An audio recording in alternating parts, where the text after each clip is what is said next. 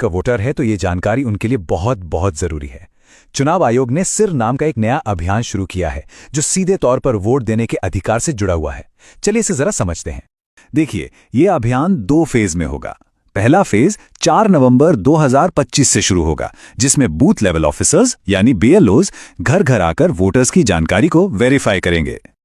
अब इस पूरी प्रक्रिया का जो आधार है वो बहुत सरल है। 2025 की जो वोटर लिस्ट है उसकी तुलना सीधे सीधे साल 2002 की लिस्ट से की जाएगी और इसी तुलना के आधार पर हर वोटर को ए से लेकर एफ तक 6 अलग अलग कैटेगरीज में बांटा जाएगा। मतलब 2002 की वो लिस्ट ही एक तरह से सब कुछ तय करने वाली है। तो सवाल ये उठता है कि किसी को कौन सी कैटेगरी मिलेगी। इसके लिए ना 2 मुख्य चीजें देखी जाएंगी। पहली, वोटर की उम्र, और दूसरी, 2002 की वोटर लिस्ट में उनके परिवार का नाम है या नहीं। ठीक है, तो सबसे पहले ग्रुप को देखते हैं।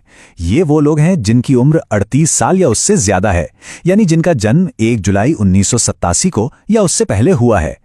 अगर उनका नाम 2002 की लिस्ट में मिल जाता है तो उन्हें रखा जाएगा कैटेगरी ए में, और अगर नाम नहीं मिलता तो उन्हें डाल दिया जाएगा कैटेगरी बी में। एकदम सीधा सा हिसाब है।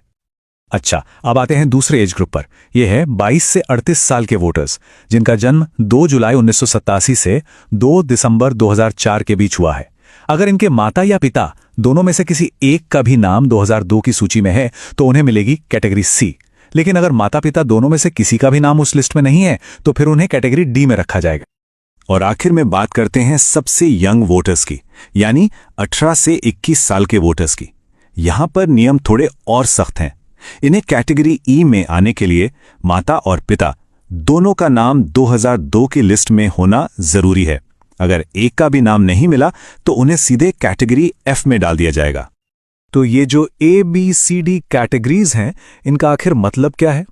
इसका जवाब मिलता है हमें दूसरे फेज में। आपकी कैटेगरी ही ये तय करेगी कि आपको अपना वोट देने का अधिकार बनाए रखने के लिए कौन से और कितने डॉक्यूमेंट्स जमा करने पड़ेंगे, और कुछ मामलों में अपना वोट देने का अधिकार बचाने के लिए इतने डॉक्यूमेंट्स तक देने पड़ सकते हैं। चलिए इस टेबल को जरा ध्यान से समझते हैं। अगर कोई कैटेगरी ए में है तो बहुत बढ़िया, उन्हें कोई प्रूफ नहीं देना होगा। बी, सी और ई कैटेगरी के लोगों को सिर्फ अपना एक प्रूफ देना होगा। लेकिन कैटेगरी डी वालों को अपना और अपने माता या पिता में से किसी एक का यानी कुल 2 प्रूफ देने होंगे। और सबसे ज्यादा कैटेगरी एफ वालों को अपना और अपने माता पिता दोनों का मतलब कुल 3 प्रूफ पेश करने होंगे। और सबसे जरूरी बात, अगर ये प्रूफ नहीं दिए जा सके तो मतदाता सूची से नाम हटने का पूरा खतरा है। तो अब सबसे बड़ा सवाल, आखिर किया क्या जाए? घबराने की जरूरत बिल्कुल नहीं है। कुछ बहुत आसान कदम हैं जो अभी से उठाए जा सकते हैं ताकि आगे चलकर कोई भी परेशानी ना हो। तो सवाल यह है कि पहले फेज की तैयारी के लिए हम अभी से राइट नाउ क्या कर सकते हैं? देखिए, हमारा लक्ष्य होना चाहिए कि हम सबसे आसान कैटेगरीज ए, सी और ई में आ जाएं। इसके लिए क्या करना होगा? जिनकी उम्र 41 साल से ज्यादा है वो 2002 की लिस्ट से अपना नाम, भाग संख्या और क्रम संख्या ढूंढकर अपने बीएलओ को दे दें। जो 21 से 38 साल के हैं वो अपने माता या पिता में से किसी एक की 2002 की लिस्ट की जानकारी अपने बीएलओ को दे दें। और जो 18 से 21 साल की युवा वोटर हैं वो अपने माता और पिता दोनों की 2002 की जानकारी निकालकर अपने बीएलओ को दे दें। एक बात याद रखिए, अभी से ये थोड़ी सी मेहनत करने का फायदा बहुत बड़ा है।